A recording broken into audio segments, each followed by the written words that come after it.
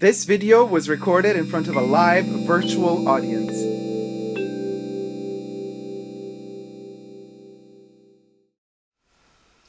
Hi everybody, Dacob here. Welcome back to my channel. Today I have the pleasure and honor to be talking to a very dear friend of mine, and we're going to have a very interesting topic to talk about. Before I tell you all the details and information, don't forget to subscribe to my main YouTube channel, Super Dacob, all spelled together, but also to subscribe to my perfume channel, Essence-tially Dacob, spelled like essence, then minus, then Tially. It's kind of a word game, essentially, and then Dacob, D-A-C-O-B. So, thank you guys so much for that. This video is being filmed live in front of a virtual audience, so we have our co-chatters and co-reviewers with us in the live chat. But first and foremost, let me say hello to, I'm honored to say hello to a dear friend of mine, a perfume connoisseur du jour, the best one out there, Rich Mitch. Hello, Rich Mitch. Let me zoom, let me blend you. There you go. How you doing, mate? I'm all right, how are you? I'm really good. So good to have you back. This time in the fashion perfume bunker. Now you're in the Essence-tially Dacob portion of the fashion bunker. Exciting. Wow. Exciting. You sounded like, okay. Yep. I'm just blown away. I'm so shocked. Ah, you're shooketh. Listen, darling. I'm shooketh. So you guys, for all of you watching out there, first of all, thank you so much for tuning in. Rich, Mitch, and I have had this fun little idea to talk about what perfumes / fragrances / scents is the world, or we are the world, not to quote a song, which perfumes are going to be used, and what are the tendencies in a post-lockdown / pandemic world. Okay, so once we exit this lockdown situation of isolation, what are the perfumes that we're going to be using? So what are the post-pandemic perfumes? Rich Mitch, hit it. What do you think? I mean, in general, what's the vibe? What's the vibe? For me, what I think is, I made some notes throughout the day after you pitched the idea, and I thought I'm going to come at it from a few different angles, and it's going to sound almost contradictory, but to me, I feel as though I know where things are going to happen. It's just when and in what order they're going to happen. I can see that being, like, obviously there's always trends, and where you've got people, you've got patterns, because we're creatures of habit. And I think the future is for them. It's going to be polarized between the monolithic designer houses, Dior, Chanel, Louis Vuitton, and those under their umbrella, but they'll have to take a haircut as well. I think some of their smaller brands will die off. And I also think it's going to be the smaller brands, the new and niche and indie perfume houses, that are gonna like all these new startups that are starting, that are actually going to start to prosper as well. And I think there's going to be a real squeeze in the small to medium size perfume market. I think that it's going to be reflected. I think it's going to be reflected in society as well. That people on medium to not, like in the middle bands. Say if society could be stretched into 5 strata, I think the middle 3 are going to bear the brunt of the paying of what we've gone through for the last 2 years, nearly the last 18 months. I think that's going to be reflected in perfume brands. I think the Chanels of this world, the Diors of this world, are going to be fine, and they're probably going to prosper because they're so large. They'll be able to go to places like China, the Middle East, South America, Russia, these places where there's like lots and lots of like there's like top heavy money. But I think that the middle brackets are going to struggle, and I think the bottom, the smallest houses are going to be okay because they've got very localized markets. They've got there's a lot of British niche houses, niche and indie houses have sprung up, and I think the newer ones are going to be okay because they haven't overstretched themselves and overinvested. But I think the trends within perfumery themselves are going to be very interesting, and I've got quite a lot of. We can talk about that as we go on. But as far as companies are concerned, I think there's going to be a polarization. I think the top are going to be okay, and I think the very bottom start outs are going to be okay. But I really do fear for the middle-sized businesses. I think they're going to be left with nowhere, they're not going to be big enough to take the hit, but they're not going to be small and nimble enough to adapt and change, and I think that's going to be reflected in society at large. Yeah, it's like you literally just explained how middle class is dying. Yeah, basically, and that can be reflected. Yeah, that can be reflected in perfume as well. You look at houses like Guerlain, Dior, your classic houses, your old houses, the houses that have got enough capital built up, like your aristocratic houses, if you will. Yeah. Houses that have got more than one line. Yeah, but isn't Guerlain is Dior? Guerlain is Dior? How do you mean? Didn't Dior buy Guerlain? No, it might be Louis Vuitton. I can't remember which umbrella company's got Dior at the minute. But didn't Louis buy Dior? They all bought each other. It's all one conglomerate. There's like almost nobody is on their own anymore. Who bought Guerlain? Dior or Louis? But Louis Vuitton, hold on, let me check. Because, you know what I mean? Because Guerlain is not independent anymore. No, it's not, no. Since a long time. Yeah, it's been about 20 years. LVMH. So LVMH, but LVMH got Guerlain. Yeah, what I'm saying is, like a place like Louis Vuitton is such like it's so big. What it'll be able to do is the profitable part of its business, it'll be able to keep and run and function. And places like Dior and Guerlain will survive, but the middle-sized brands within those companies.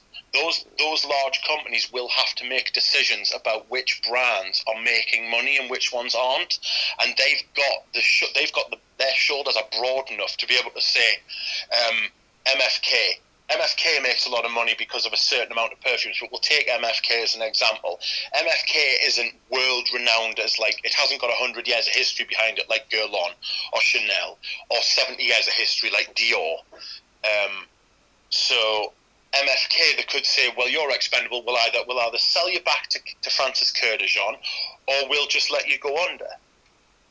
Because you're a relatively young brand. You haven't got a foothold anywhere. Nobody's that emotionally invested in MFK. I'm just using MFK as an example. I'm not saying that this is definitely going to happen. Yeah.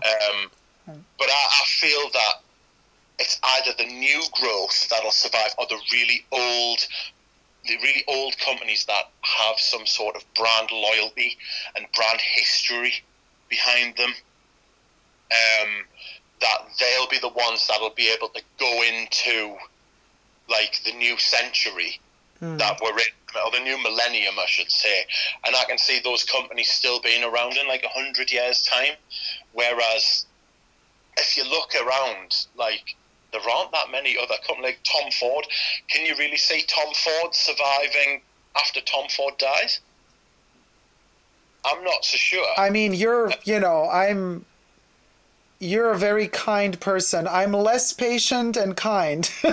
So I would have something to say, but I'm just, out of respect to my guest, I don't want to be shady to Tom Ford, but girl. You can be as shady as you want. I would rather you were honest and shady than dishonest and nice. Well, okay, fine. But then, in that case, your question was, do I see Tom Ford's brand continue after his passing, for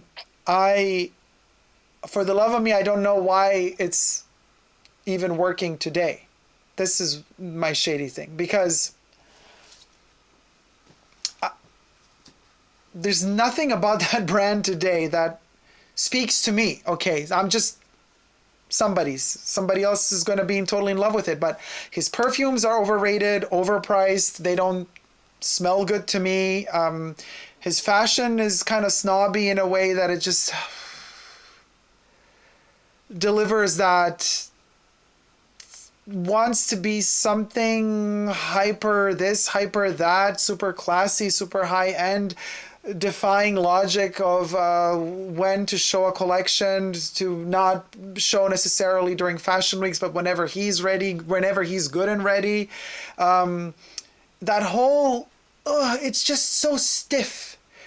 Everything that sexuality that he exuded with Gucci in the 90s, it's all dead now. It's like, it's just a stick up a butt. And it doesn't, you could invent as many incredible, crazy, sexual names for perfumes as you want. Isn't one of his fucking fabulous? Yeah. Like, girl, like, titles can just take you so far, but the perfume ain't effing fabulous. So, clickbait much? He's like the epitome of a troll in fashion, He's like trolling everybody with his accent, with his, because we're going to do, and I can't even talk like he talks really, because I just make a caricature of myself, but like, I think he's a troll. He's a fashion troll and a perfume troll. So he struck gold with Gucci and with the sexuality that matched, really, that struck a core in the 90s and the early 2000s. But that wasn't him. It was the sexuality that made him at Gucci so amazing.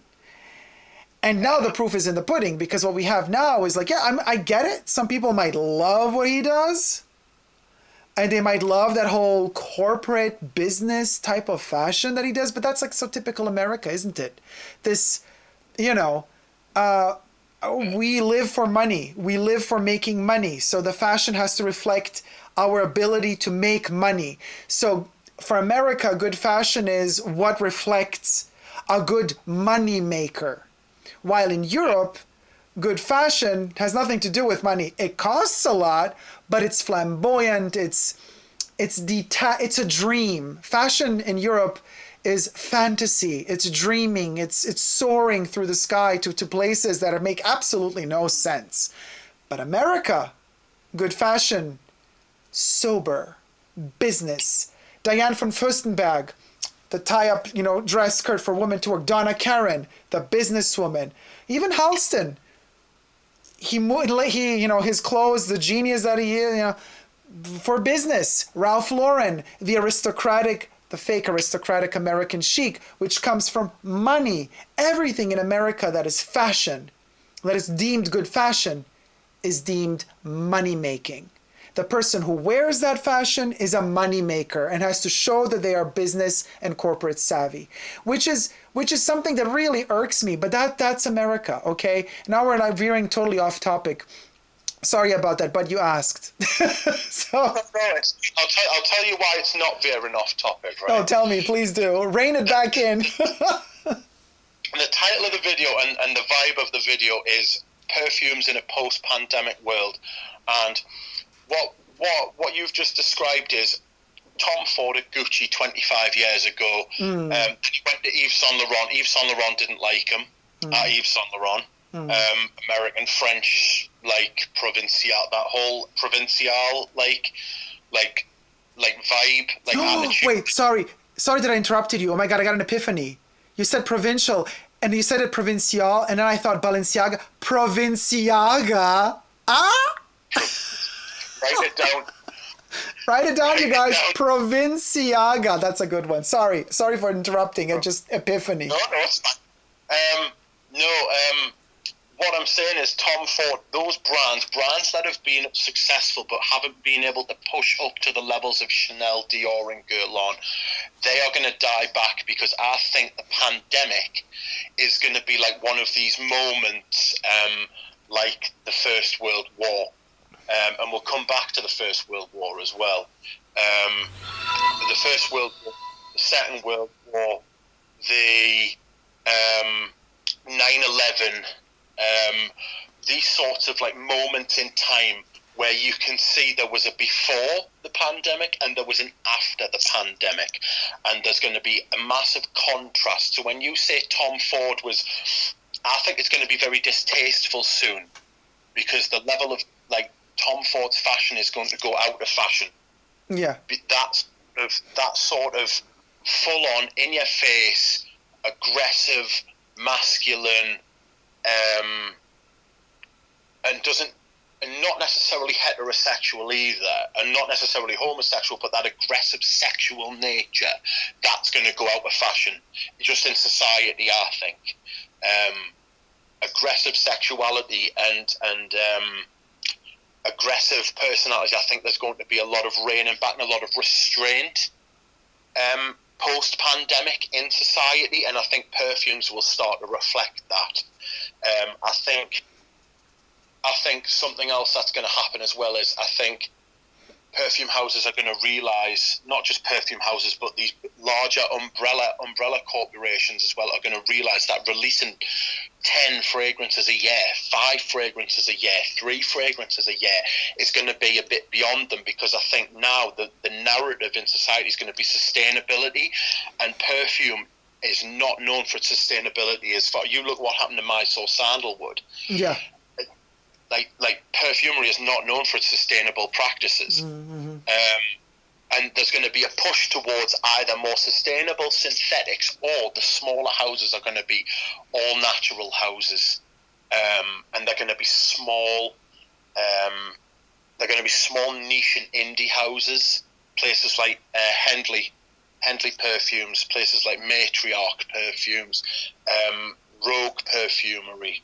I think, but there's an issue with that, because, you know, like, for example, House of Matriarch, I love them, but I don't think any of their perfumes would pass through IFRA regulations. You know, they work in Canada and America, but in Europe they won't be able to sell them because they want to do almost all natural. A lot of those ingredients aren't even allowed anymore with the new IFRA regulations. Yeah. What I would say to that is, as well as that, she will have a decision to make. Yeah. She will either foster a small cult, but she won't be able to grow. Yeah. Because she won't be able to cross any boundaries. She won't be, like, it's not just about ingredients either, it'll be about pay. Like, people won't be willing to pay $350 for a 50 ml bottle of perfume. And that'll become much more acute within the next 3 years, as we have to start paying back the debts that we've run up, like, in the Western world during this pandemic. So you think that brands are going to have to reduce the prices for their perfumes? Like, even major brands? I think they're going to have to reduce. I think what they're going to have to do is they're going to have to cater to people. They're going to have to. They are not going to be able to. It's going to be a buyer's market rather than a seller's market. And I think they're going to have to get rid of a lot of their products, and I think they're then going to have to shift their focus into affordability, sustainability, and availability. Availability in the fact that I think luxury stuff, like really high-end luxury stuff where you pay the best part of $1,000 for a perfume, or you pay the best part of $500 for a perfume, that's probably going to stay, because it'll be propped up by the people who have got money, who always had money and always will have money.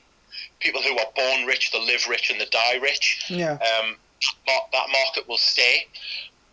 Very hard for a pop-up house to cross into that boundary, because those people like buying into history as well. So your Guerlains, your Creeds, your Dior's, Chanel's, they'll be fine, because people will always want to buy into the history, and like people with money will always be interested in that, because it'll be a status symbol. It'll be a status symbol then, now, and forever. The bottom, you will always have cheap fragrances because people will always want to smell nice. And you'll have a lot of fragrances which, unfortunately, aren't very good, but they've got a smell. You know, like Sauvage. It's just a smell. It's not so much a perfume as it is a smell. You'll always have like the Dylan Blues. You'll always have like the Dylan Blues, and the clones and things like that, because people will always want to smell nice, and they'll be able to get their favorite stuff. They'll be able to get new things that their friends are wearing, but everybody's going to be skinned. So are you saying that there's this tendency of the post-pandemic world where, just like Sauvage, we are going to go to a place in perfumes where, like you said, people are going to want to wear a smell, not a perfume?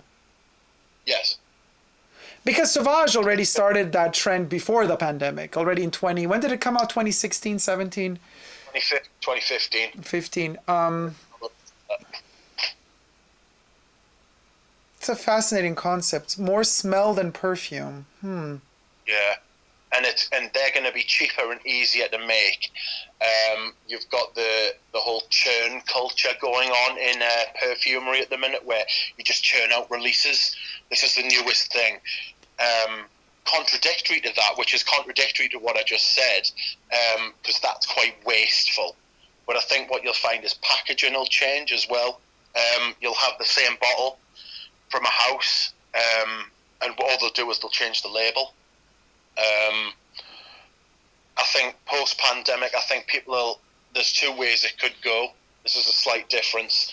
I'm slightly veering off topic here myself, but post-pandemic, people are either going to come out and there's going to be like a roaring 20s, or people are going to be much more conservative than they were before the pandemic started. Yeah. And I mean more sort of like financially and like socially like conservative. I'm not talking like Fox News socially conservative, but I'm being like people aren't going to be like work hard, play hard. People are going to be more sort of reserved. People are going to focus on themselves a lot more. Like self-improvement's becoming a huge thing. If you look at like the universities in England and things like that, like there's like drinking culture's dropped off like 75% in England. Yeah, but drinking will be back now that everything is opening up. Yeah, I think that people who have always drank, but there's going to be like a break because the newer students and like the kids who have grown up with that sort of thing, I think that kids who have grown up with that, they always seem to like rebel against their parents. So people who were in their teenage years 15, 20 years ago, who are having kids now and who have had kids since then, those people are going to like rebel against their parents. This thing sort of goes in cycles. Does that make sense? And I think there'll always be a drinking culture, especially in this country. But I think that it's not going to be as prevalent as it once was. And I think it'll be reflected in society, and thus I think it'll be reflected in perfumery. Well, if they'll be drinking less, they're going to get all their alcohol through the perfumes. Yes, that's right, yes. There's some in Russia, there are some perfumes that are available for less than $1, and the kids buy the perfumes and drink them. Oh, lovely. Absolutely. Absolutely. I mean, we've seen this tendency of the deletion or the dilution or dilution that brands are having. For example, when it comes to perfumes and the lockdown situation, or even prior to, but mostly during the lockdown, for example, it's Shiseido. Just now, I made this video on my main channel about them announcing that they will part ways with Dolce & Gabbana. So Shiseido, Prestige International, is letting go of this huge franchise, which is Dolce & Gabbana. And so now Dolce & Gabbana doesn't have a distributor anymore for their perfume. So they're going to need to like find somebody. I'm sure there's a line of brands, of companies just knocking at their door saying, hey, we're going to distribute your perfumes, because I mean, it's still they sell a lot. But it's an interesting thing that Shiseido says, they've acquired the rights to distribute their perfumes shortly before the pandemic. It didn't really work out for them because, well, they didn't have enough time to, gain all the money that they invested at the beginning because there wasn't enough time to do it because of the lockdown. I always thought that people would be buying more perfumes during the lockdown because I have been buying more perfumes during the lockdown because the more I am alone at home with myself and the more I enjoy my perfumes without thinking, am I going to smell too intense to my colleagues at work? Like, I don't think twice before over applying. I just go for it now.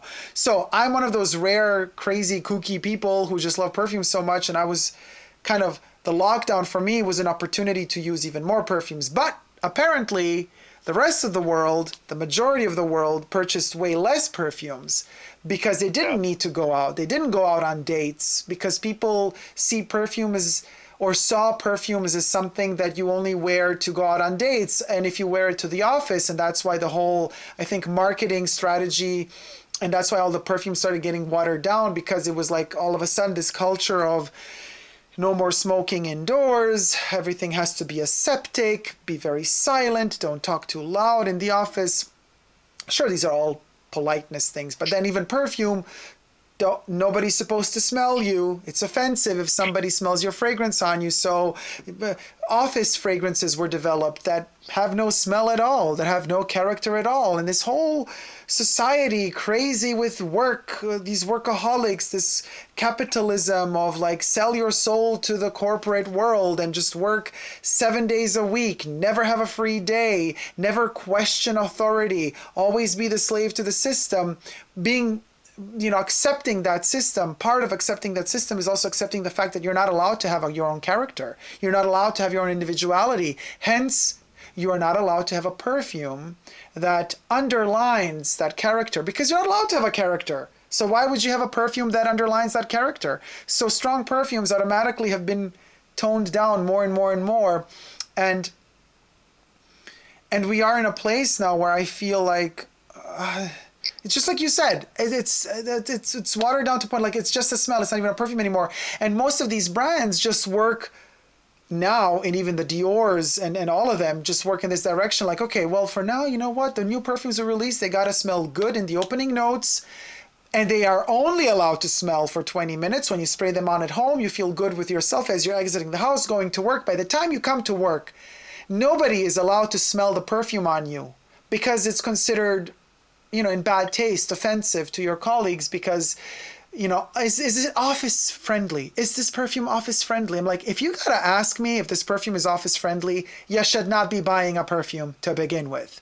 So there's this whole shift of understanding of smell, of understanding of fragrances, of understanding what it means to wear a perfume that even before the pandemic was sick.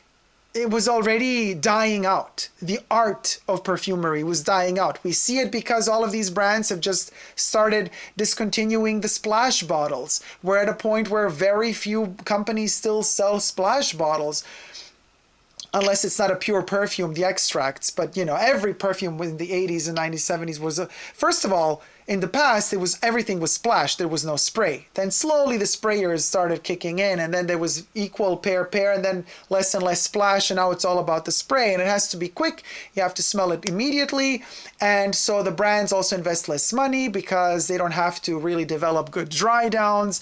It's important that the perfume attracts the buyer in the opening notes. The top notes have to be good, and then after that dissipates 20 minutes later. Nobody cares how the perfume smells 20 minutes later because it's only supposed to smell good at the beginning. It's supposed to attract you at the beginning, and then you're not supposed to smell it anymore. And this is our society. Like, the perfumes today really reflect the sad state of affairs we're in. And so we have these brands cutting off their legacy perfumes, look, Chanel is at the brink of discontinuing Cristal. Cristal, which is an incredible oak moss fragrance. Oak moss, IFRA is butchering the oak moss, Rich Mitch's favorite oak moss. Shiseido cut off Dolce & Gabbana. Chanel is cutting off most of their concentrations. So like, for example, POUR MONSIEUR is not available in every country in eau de toilette form anymore worldwide. They've discontinued it. They're cutting down all of their bath range is chopped. No more bath gels, shower gels, no more soaps for many of their perfumes. There's just one offering, where in the 80s we had like 50 different products for Poison by Christian Dior. Now Poison, Christian Dior is only eau de toilette, and in America from time to time the extract. That's it. No shower gel, no bath gel, no gelopal, no bath oil, no body oil, no bath powder, no bath talcum. Yeah, they had two different powders in the 80s. No collagen cream, no body lotion. What else did they have? No eau de cologne light, eau de cologne strong, esprit de parfum, eau de toilette. You guys, the Poison range in the 80s was like 50 different products. Now it's one. And why is it just one? I have the feeling, like what you said, what you were saying, Rich, these legacy brands, to be able to sustain this high pricing that they demand from us, they have to cut almost all of the perfumes they have, because nobody would buy. But if they just keep one left, you're going to have to buy that one if you love that product, if you love it from the history, from the memory of that product, and if they have just that one, they're going to cut so much their production costs that they still will be able to produce that one product, and you won't have a choice but to buy that one product if you want that perfume under that name. And this is something very interesting, because their heritage core perfumes, we look at Yves Saint Laurent, now belonging to L'Oréal, with Opium, a masterpiece, butchered. The eau de toilette is tragic. The Pure perfume, only available in a handful of countries, also been discontinued now. And now they're discontinuing the body cream, they're discontinuing the lotion, they're just going to keep the eau de parfum and eau de toilette for now. And, but you would think, oh, Yves Saint Laurent isn't doing well, they're discontinuing their most important perfume.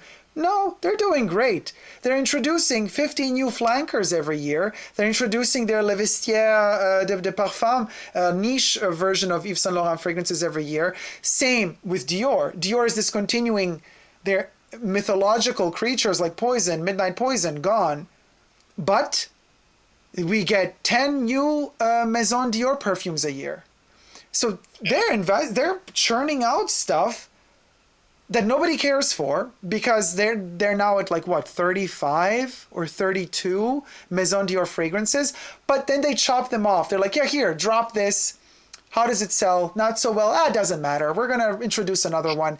And this just shows you how little effort goes into creating these perfumes, because no effort goes into it. They don't have to invest any money in promoting it, because they don't advertise it on television or anywhere or in printed media. It's just word of mouth, and us suckers who review them, who promote them for free, basically, because we make videos about them. And that's it. So no money goes into it. They make 4 or 5 of them a year. It just goes quicker and quicker and quicker. Back in the day, Christian Dior's Poison took years to develop. Years. They wrote out, first people could apply, with ideas and formulas. Then they were like testing out different perfumers. Like we're talking years and years and years to get to a point where they were ready with the perfume, with the name, with the marketing. Now, doesn't matter. Look what they're doing now. Every bottle is the same. They don't even have to design a new bottle. Every Maison Dior perfume bottle is the same. So you saved money on the design. You don't need to design it. Same for Chanel's exclusives. Same, they all copy each other. Hermescence, the Hermes fragrances all have the same freaking bottle. Same applies to Louis Vuitton. All of them have the same freaking bottle. Same applies to Le Vestiaire de Parfum from Yves Saint Laurent. All of them have the same bottle. It's Guerlain. Same applies to Guerlain. All of their exclusives have the same bottle. So it's like, you know what I mean? It's like literally clones of each other, quickly churned out perfumes to maximize profits as much as possible, and then get them off the market as soon as possible if they don't sell. This is the world we live in. Just like social media. Oh, the next best sensation. Listen, Andy Warhol said it best already back in the 60s, you guys. He said, there will come a day when each and every one of these losers is going to have their 15 minutes of fame. And that's exactly where we're at today. Back to you, Rich. Sorry, social media aspect is a symptom of and it links in with what you were saying about perfume. There's a very good argument that says that as a species, we've ruined our attention span.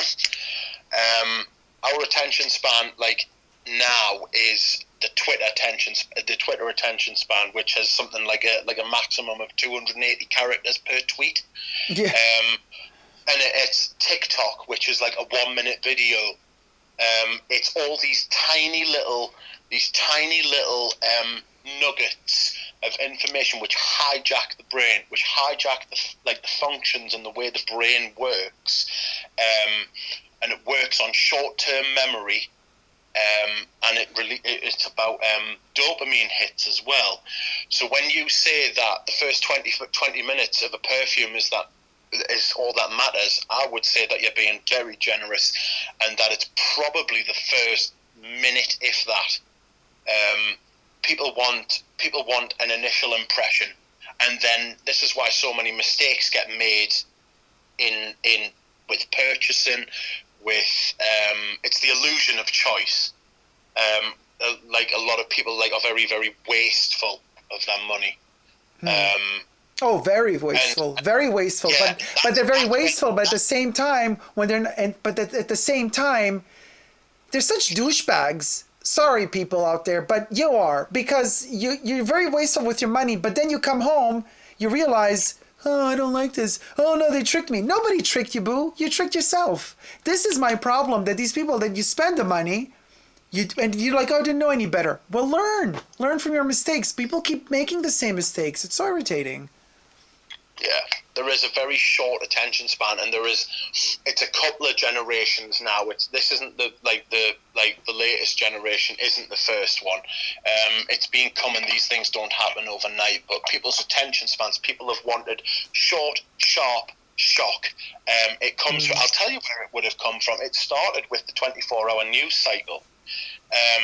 People fearing that they must watch and they must get the immediate news, breaking news, and it's not necessarily, it's about breaking news, not accurate news, and it is systemic of, it is endemic, indicative Indicative, yeah. Indicative of a society that wants, everybody's told that they'll live a busy life. How many times do you see on adverts on the television where it says, you haven't got time to do this, you haven't got time to do that, you're rushed off your feet, you live a busy life, you don't need to do this, you don't need to do that, let us do it for you. That's what the brands are doing. We will tell you what you want, all you need to do is give us the money. Yeah. That is basically where we're at as a consumer society. I think this pandemic has given people 18 months, best part of 18 months, to sit down and reevaluate their priorities and their life and what life is and what society is. And I think it'll change to varying degrees in different parts of the world.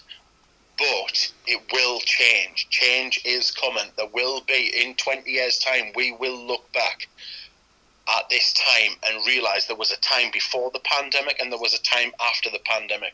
Clearly, you can say that about any moment in time. Yeah. But as a cultural experience, a mass cultural experience, we haven't. Certainly not on a global scale. We haven't experienced anything like this for at least 20 years. Some people might say at least 80 years with World War II, where the whole world has been affected by one thing. The only other thing that could possibly happen, right? Well, there's two, I suppose. One's a nuclear war, and two would be an asteroid. And everybody would look at everybody else and be like, Jesus, really all we are. It would be it's a great leveler. It's a great thing that brings everybody together down to the same level. And that's what this pandemic's been, because everybody's been vulnerable. Loads of rich people have died from the pandemic. Loads of poor people have died from the pandemic. Loads of everybody in between have died from the pandemic. it's brought everybody down to the same level. Everybody's been just as, but the Prime Minister of this country was in intensive care for like a week with the pandemic. Donald Trump had the virus.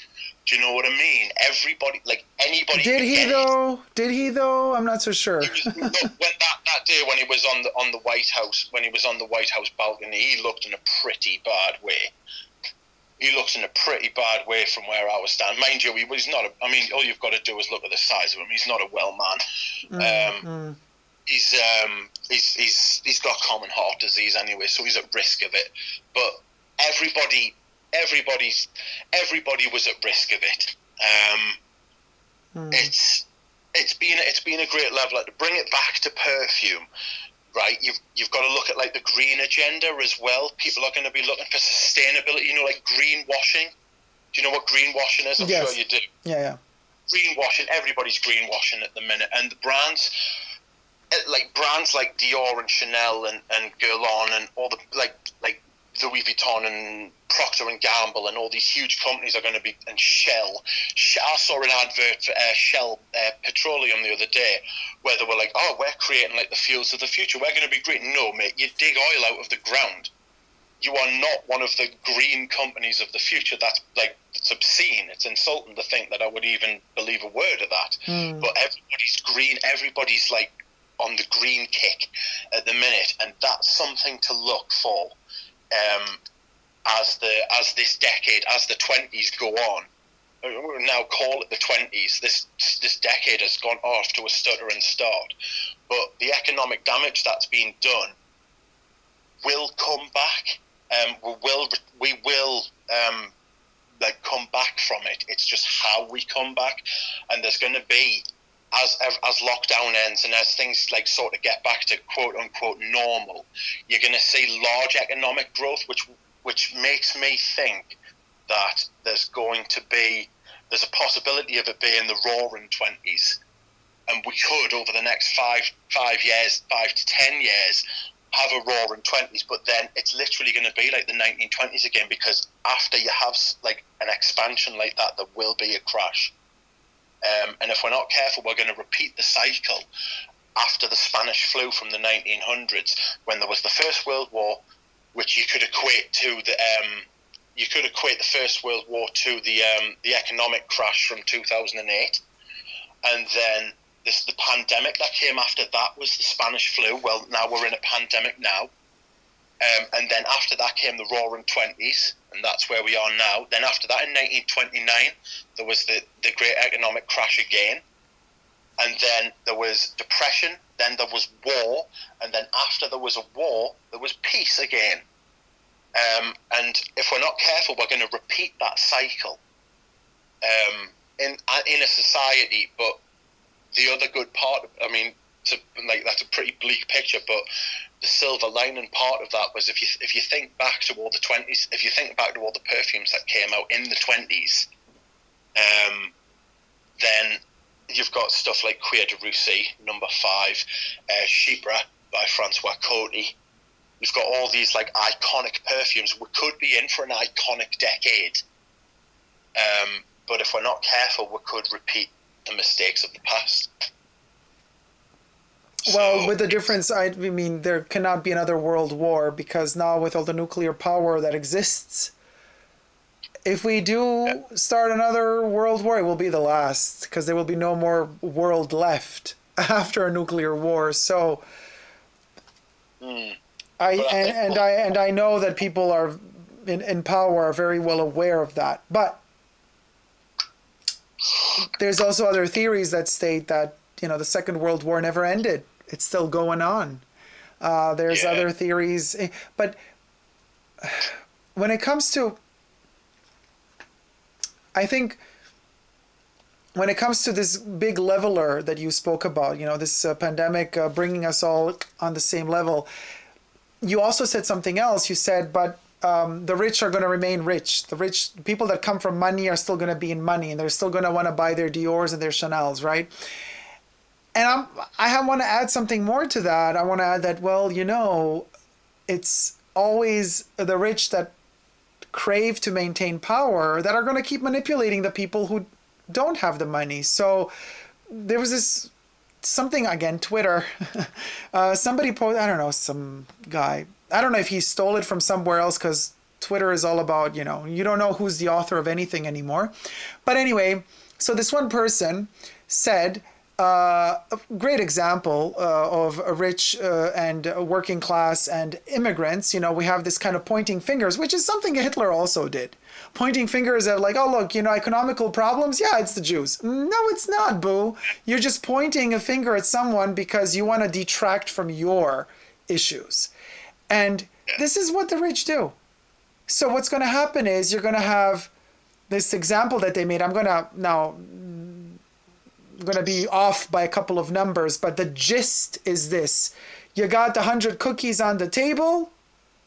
You got 1 billionaire. You got 50 working class people, and you got 1 immigrant. The billionaire is going to come and take 99 cookies. There's going to be 1 cookie left. Okay? And the 50 workers, the billionaire is going to tell the workers, hey. You see that immigrant? He wants to take your cookie. Yeah. Was that a meme of Rupert Murdoch? I have no clue. Whoever it is, it's not me. I wish I said it, but it's not me. I'm just the messenger. And it's brilliant, because this is exactly what goes on constantly. So yeah, the big leveler, this pandemic is the big leveler. Really? Because I'm seeing a couple of billionaires popping out after this. It didn't level them. It made them even more rich. And they're going to be the ones who are going to take the 99 cookies, leave 1 for the 1 billion people left, and say, you see those people over, those immigrants, or did they want to steal that cookie from you? And then they're going to be able to do it, and they're going to get away with it because, I mean, as sad as it is to say this, people are stupid. The majority of people are just don't get it. They're manipulable. This is terrible. I know the truth hurts. It's not pretty to say this. And a lot of you are going to be like, oh, thumb down this video. How dare you say that? I'm like, hey, think about it. Think about it. Because if we, as humanity, were not as dumb as we are, we would not have let so much shite happen to us as we have in the past. We would not have let a small amount of people manipulate constantly humongous amounts and groups of people. Okay, if we had more unity, strength, and brains to understand that strength is in unity, we would stick together. But instead, there's always somebody, the big man on top of us, who creates discord amongst the masses. And they profit from making the small people bicker amongst themselves. It's like make them fight and then dominate over them. And this ultimately is the factor. We always try to nobilize, make everything somewhere noble, like, history repeats itself. Yeah, there's one thing that repeats itself. Some idiot who is so eager for power that he or she is ready to walk over dead bodies to get to power, and then manipulate the masses from that point of power. And this is the only repetition of history that we have, that we keep on falling for it, for the big man telling us, careful, that 1 cookie that's there, they're going to steal it from you. And we never see that 1 rich person actually took the 99 cookies already from us. And so to rein it back into perfumes, I have the feeling that in a way, the 99 good perfumes are off the table. The brands don't want to invest money to produce the good quality for us anymore. They're going to leave that 1 cookie on the table and then say, well, it's not our fault.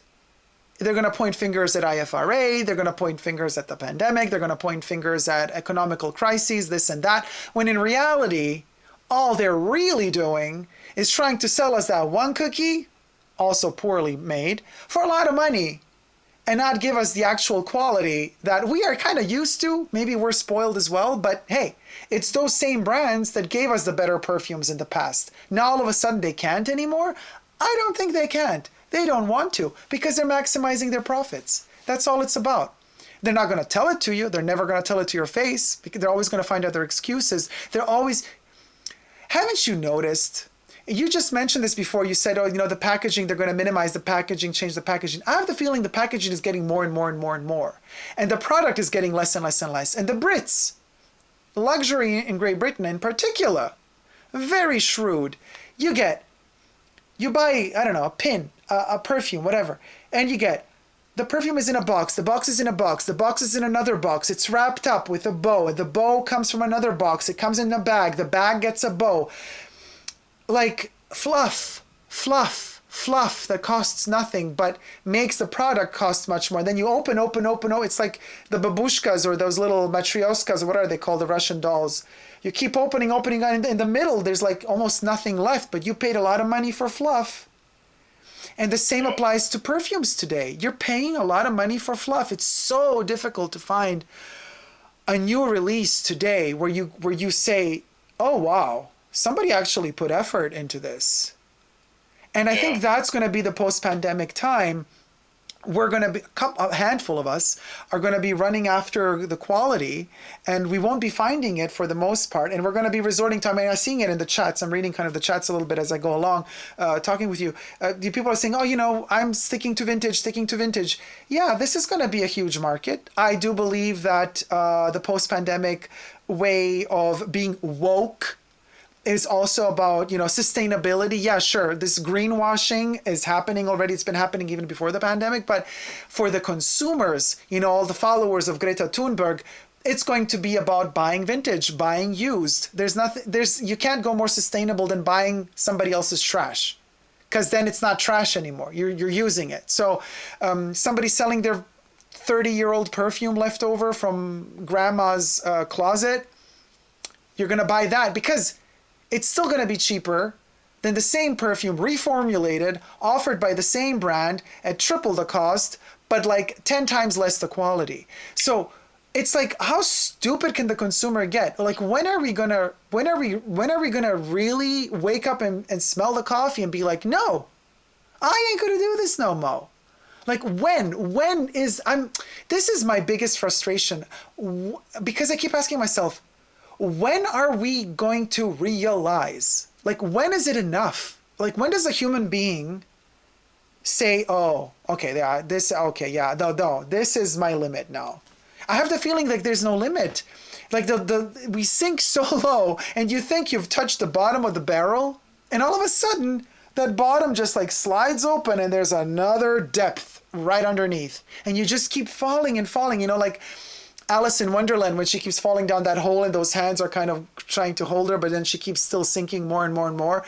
That's the feeling I have we're at right now in our society. And I don't think it's necessarily just a pandemic that's kind of affecting it.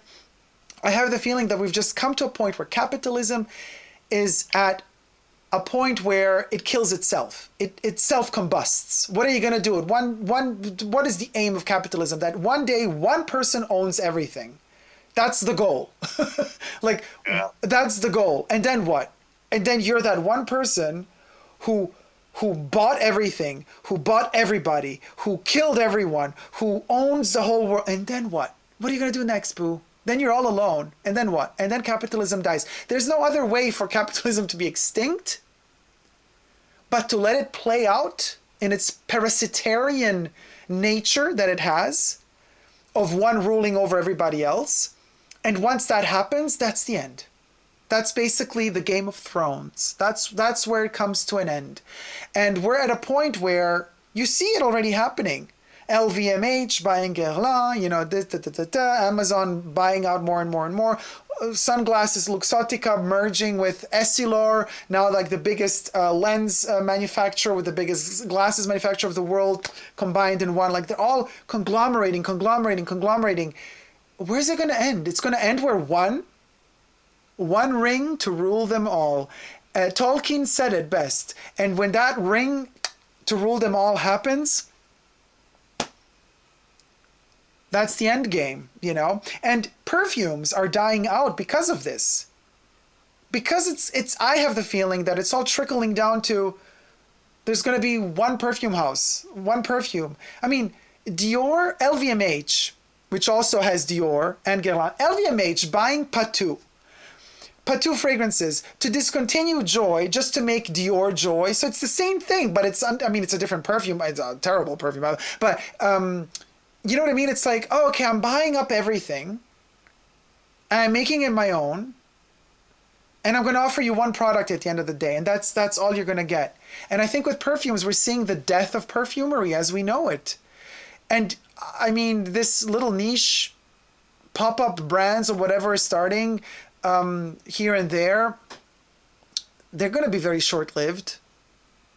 They might be getting some raw materials here and there and creating a couple of perfumes, and a couple of enthusiasts are going to be like, this is amazing and we love it, but none of it is going to be sustainable in a capitalistic way, because these companies won't grow. These companies won't be able to sustain themselves because they won't have enough people purchasing. While on the other hand, the raw materials are going to keep going up in price. So, you know, it's like automatic. Oh, you're not growing as a company? Well, then you're going to die off because the ingredients you bought 2 years ago are now double the price. How are you going to pay for them? You're not selling more. And you've tried raising your prices, but you've already been selling really badly and poorly with the prices you used to have. Now that you were forced to up your price because your raw materials are getting more expensive for you to pay, now nobody's buying your product anymore, and so you die out. And this is kind of like you're going to have these enthusiasts of capitalism saying, yeah, it's the law of, you know, the stronger wins. You know, it's like the law of the kingdom. It's, you know, the law of, it's Darwinian law of evolution. So, you know, only the best of the species survive. I'm like, well, no, we are a society. We are social animals. And we tend to forget that because our governments and capitalism tries to tell us, no, you're not a social creature. You're not, you know, you're an individual. It's you and you alone. It's about the ego. It's about the me, me, me. So you on your own, battle everybody else. And if you're not the strongest, well, it's just natural that you die out and your counterpart survives because they managed to kill you. So they are the strongest. So they deserve to survive and you deserve to perish. No, boo, because in reality, human beings are social creatures. We have empathy. We have something called empathy, something called humanity, something called, oh, my neighbor is feeling sick. I'm going to go and offer them chicken soup, ask them how they're doing. Community. And this is our only, that's why I say never give up on love. What it means is never give up on community, never give up on unity. Capitalism wants to separate everybody, doesn't want unity. That's why unions at work, that's why Amazon is fighting like crazy to not get unions, not to get their workers unionized, because there's strength in unity and they don't want you to unify. They want you nice and separate so they can create discord between everybody, so they could lie separately, individually to each and every one of the people. It's easier to keep people under control when they're not united. And this is where it's at the end of the day. So with perfumes, we have the same. We're being offered less and less for more and more. And this is why my idea of what to take into the post-pandemic world is the smells that I love now. So, for example, you know, thanks to Rich Mitch, I've discovered Encens Mythique. So we got this, which I call Encens Mythique, but we've learned that the S is not pronounced. So this little baby here is going to come with me in a post-pandemic world.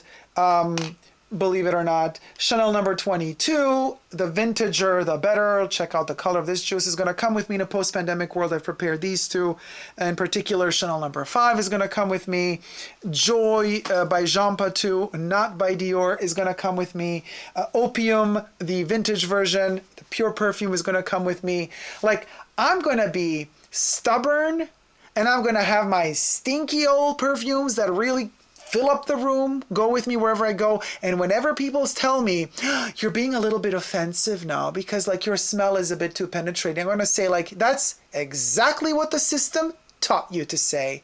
But I'm here to wear this. You know, 2 years ago, I would have told you, as I said in many of my videos, oh, sometimes I go out of the house wearing really heavy perfumes because I wear them as as a force field, as a shield to keep people away from me. Well, that has changed. This pandemic has woken me up to a point where I'm now saying I'm wearing that strong perfume, not to push you away, but to wake you the fuck up and make you think, why am I wearing the strong perfume?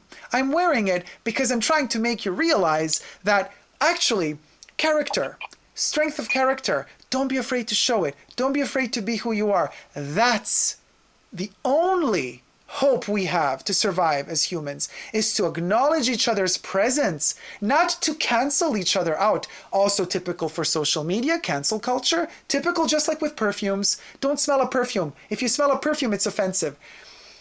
If somebody has an opinion on social media, cancel culture is going to come and kill them and bash them. Eliminate everything that has an opinion. Well, then you know what's going to happen. Human beings have opinions. If you eliminate all of us, then we're all gone. Then we're extinct. So it's like we got to reverse the psychology here and realize that it's actually okay to have character and strength of character, because this means that we still have a hope at survival. Does that make any sense? Yes. Sorry, I've been like monologuing. Which makes... Ooh, child, you know when Dacob goes on a rant, he goes on a rant. Do you feel better for that? I feel fabulous, darling. I feel better. I feel like that needed to be said. It feels good. You like shake your hair and that and just like, yes. We took it to church, didn't we, today? That's right. Get it in. It's class. I would agree with the whole, basically with all of it in different bits and how it ties into perfume. Perfume's very, because it's such a fleeting thing. I would agree with you about taking all your vintages. I would take all of mine. I feel like, I get around a lot in the perfume community. And I don't get a lot of stick, but I get some people saying like, oh, you only buy vintages, you don't buy anything new, you don't buy anything current, and it's like, well, to be honest with you, mate, it's a facet of my personality that I quite like looking back in history and what's come before, because I don't think you can know where you're going unless you know where you've come from. And two, I prefer the ingredients, I prefer the blend, I prefer the culture. And three, I just don't feel like there's anything out there for us at the minute. And very rarely do I ever find anything that there is out there for us. That said, I did buy an absolutely huge bottle of Fève de la Suisse at half price from Dior this week.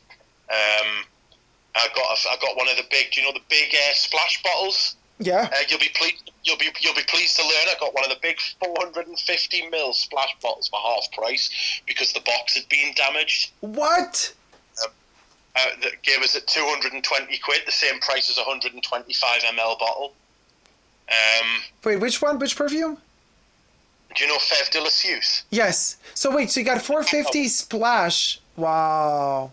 Nice. Got a 450 splash for the price of 125ml, and it's the non-reformulated one. It's the 2015, because they all got reformulated in 2018, with the exception of Quercanage, strangely. So I got a big bottle of Fève de la Suisse. I wouldn't have bought it if it wasn't that price. But if anybody in Britain wants a decant, I'll sort you. That's amazing. 450ml, yeah. I mean, they only, the 450ml bottles are never sprayed. The Dior ones, they only make them splash. So. No, that's right. I've got six of them. Of different perfumes, though. Yeah. I didn't get 6 Fève de la Suisse. I don't like it that much. I could wear that every day for the rest of my life, and I wouldn't get through 6 of them. Yeah. That's like 3 litres. But I've got a Leather Rude, I've got a Bois d'Argent, an Amber and Away, a Quercanage. What's that one there? Patchouli Imperial and Fève de la Suisse. So I've got 6. But if we're I would take that. Basically, I'm at the point with my perfume collection where, there's very few things that I want.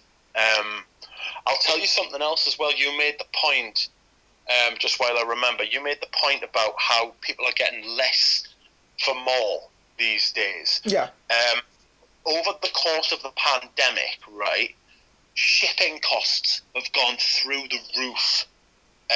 They've doubled and quadrupled.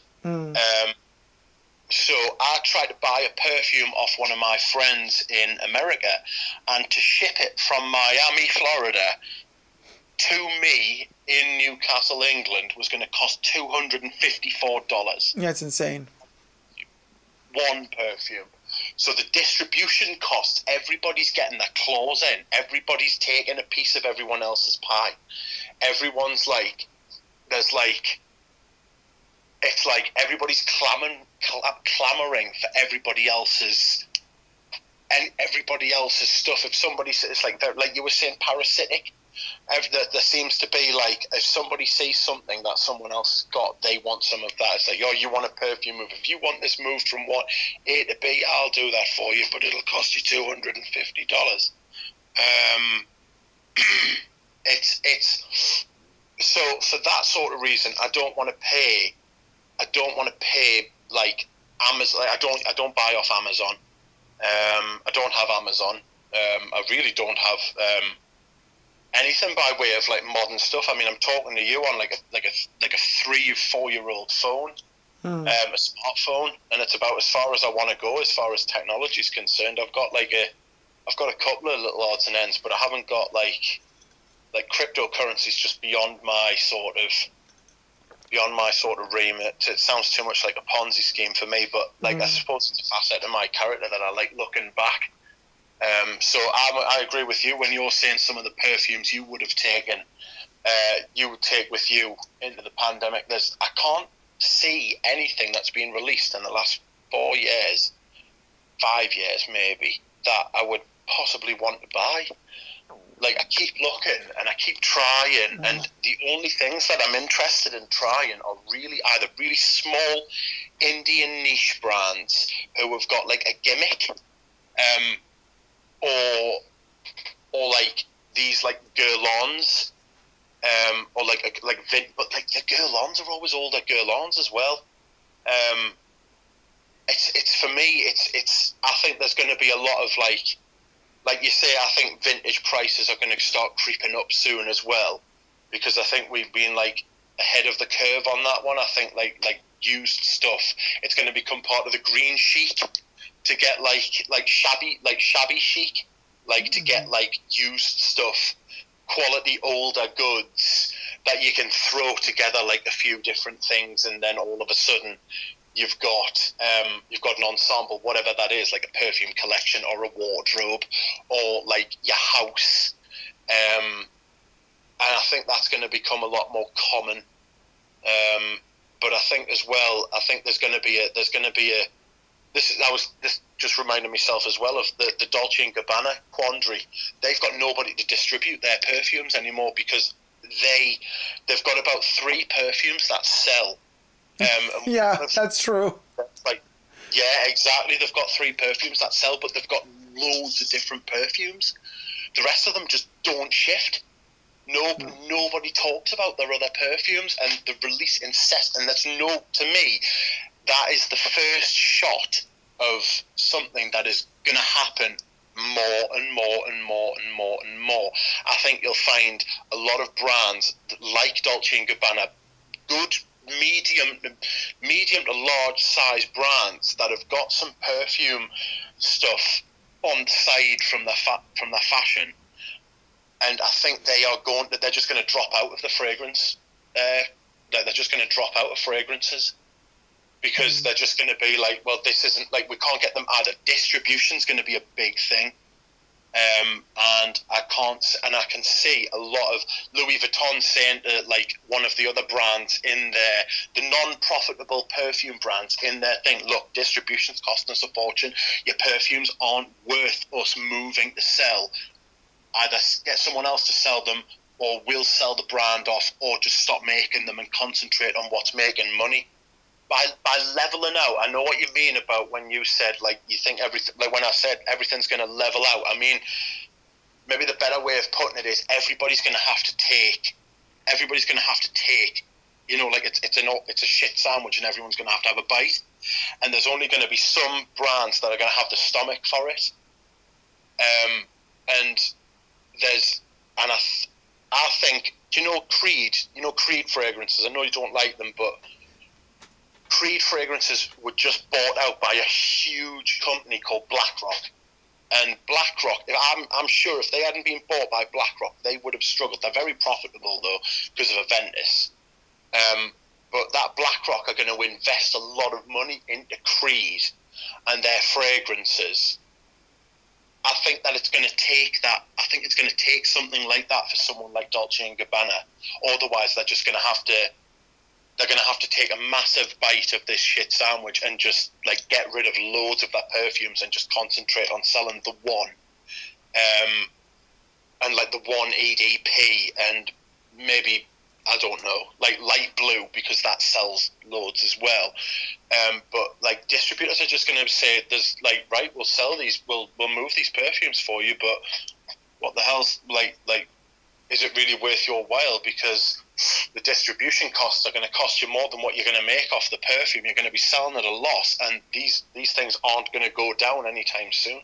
Yeah, but I mean, we've seen this happen, interestingly enough, with Jean Paul Gaultier when Beauté Prestige was, doing Gaultier, and then Puig bought it out. And the first thing they did is they discontinued every perfume Gaultier ever made, except for the first two, Classique and Le Male. Yeah. Everything else was butchered. Not butchered. Yeah. Not but decapitated, not reformulated, literally discontinued. Yeah. Cocorico and the flank of Cocorico, Fragile, Madame, La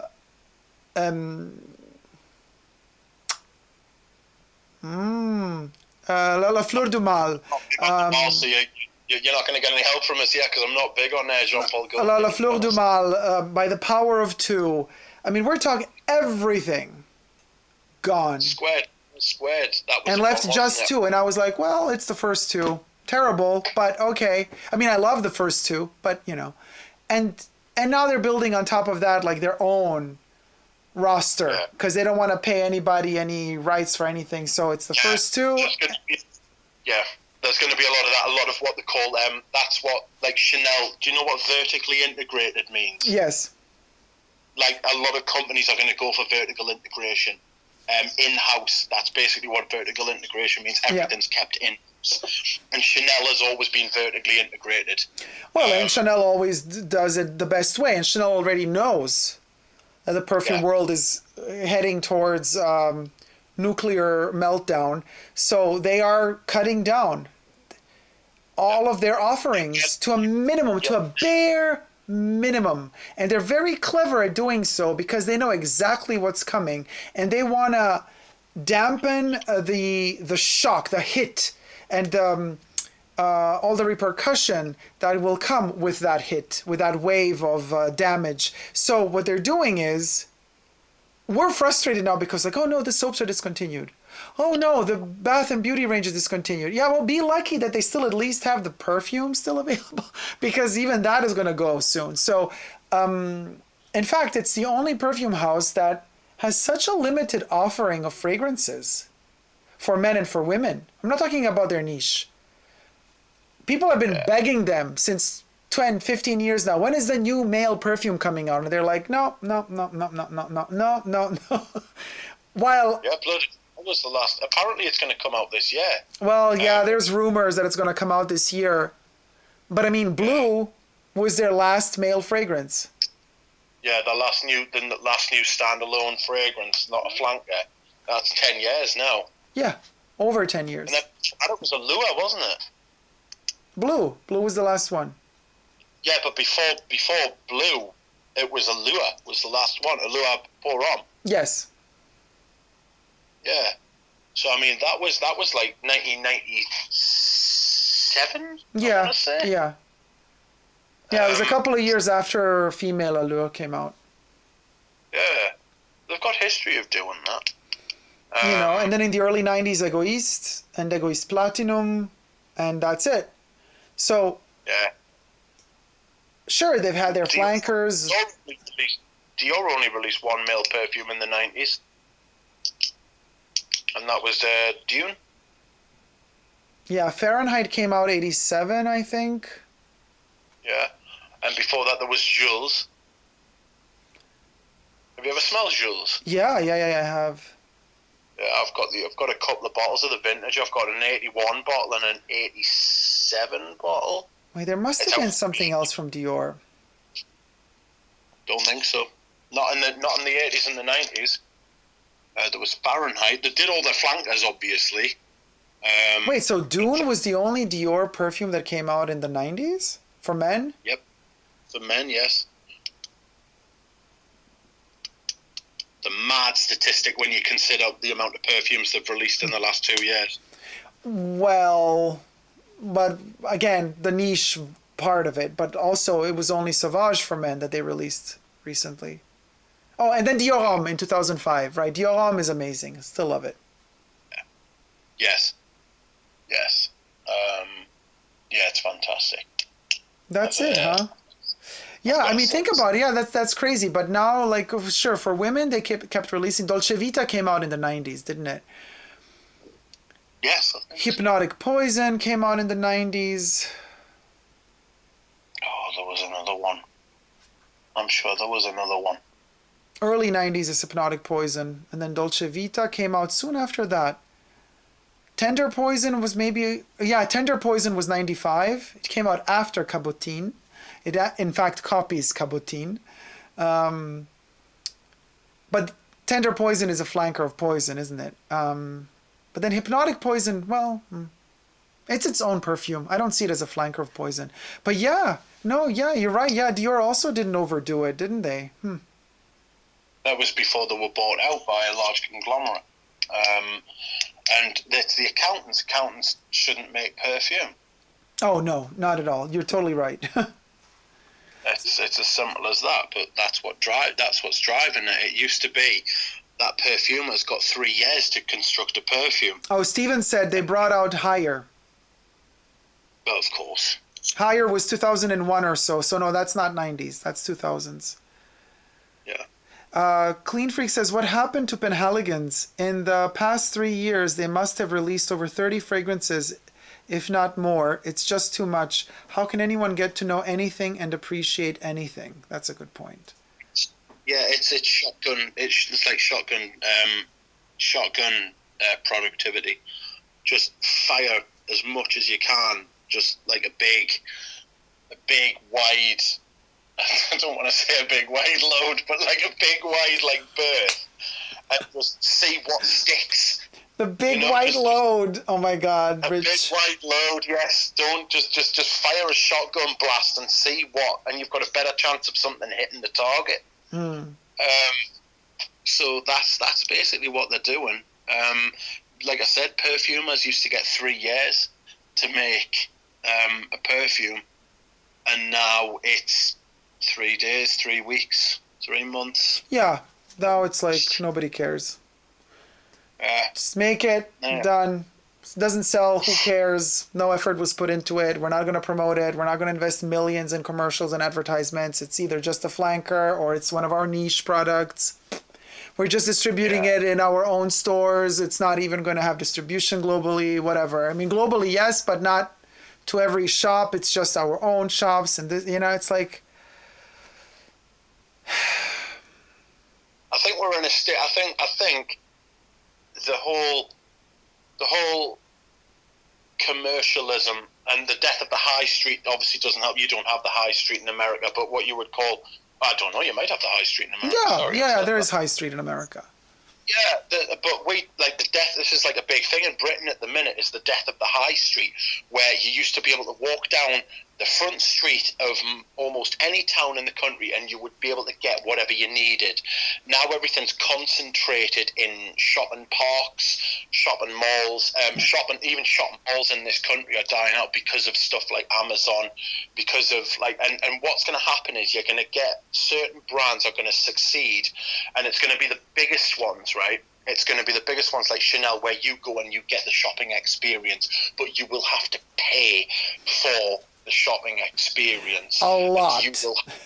Yes, you have to pay a lot, and that's what I meant by the top brands who are able to invest in that sort of thing and take that sort of hit. They'll still get that luxury rich customer, whereas the other smaller brands aren't going to be able to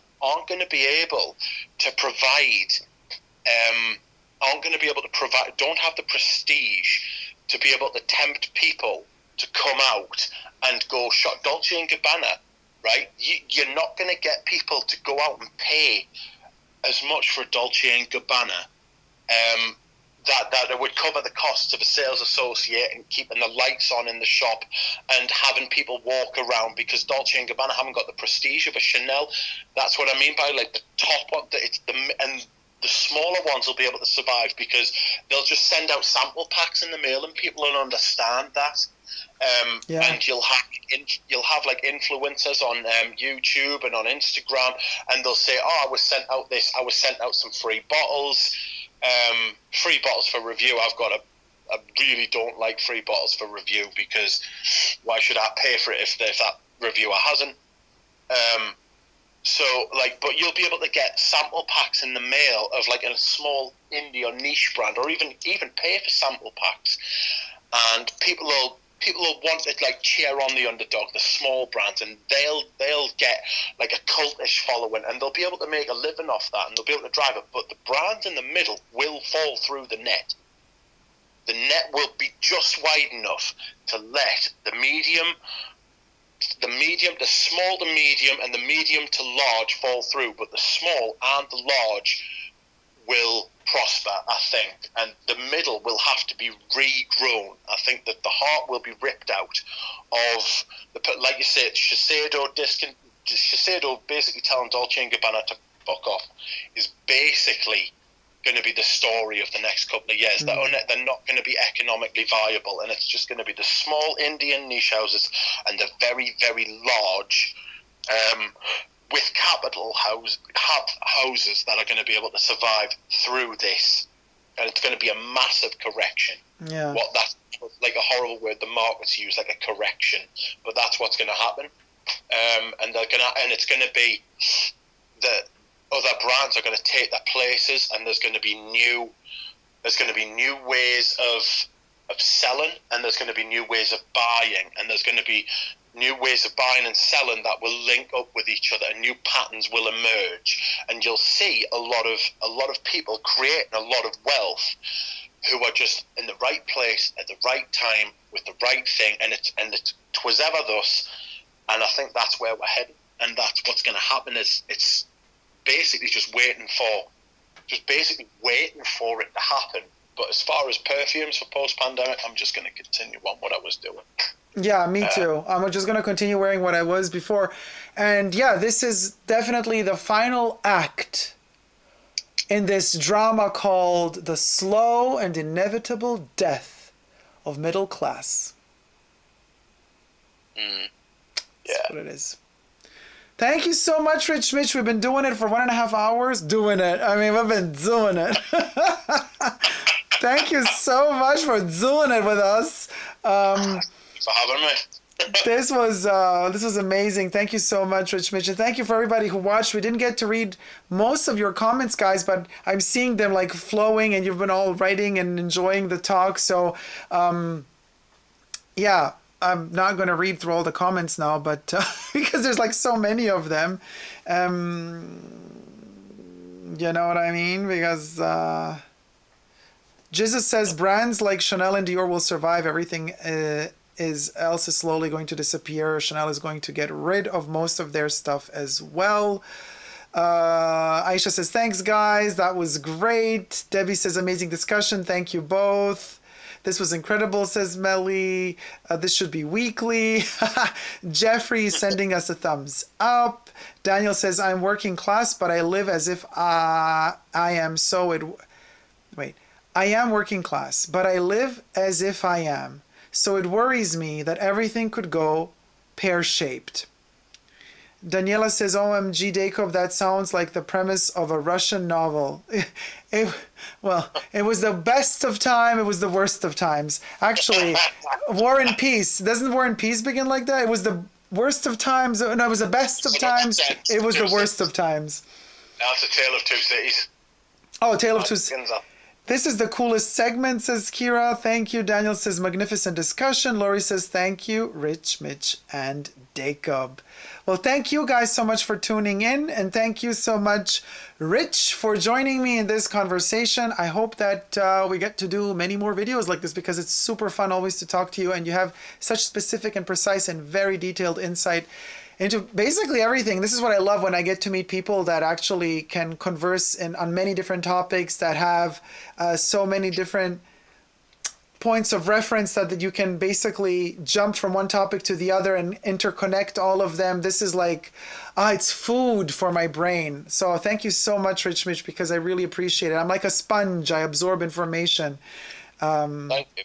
So you guys, I know that Rich Mitch does not have really social media, so he does not have Instagram. Otherwise, I would have told you already to follow him on Instagram or Twitter. But is there anywhere you want them to follow you? No, there's nothing. I'll just say everybody in the chat. All right. Just follow Rich Mitch in the chats on the YouTubes. He is everywhere. He has his tentacles everywhere. Every good perfume channel out there, there's going to be a little ducky in the comment section. Sorry. Right? Yes, that's right. All righty. Okay, Rich, thank you so much. And thank you guys for tuning in. Until next time, never forget to never give up on love. Love you all. See you soon. Take care. Bye. Mwah.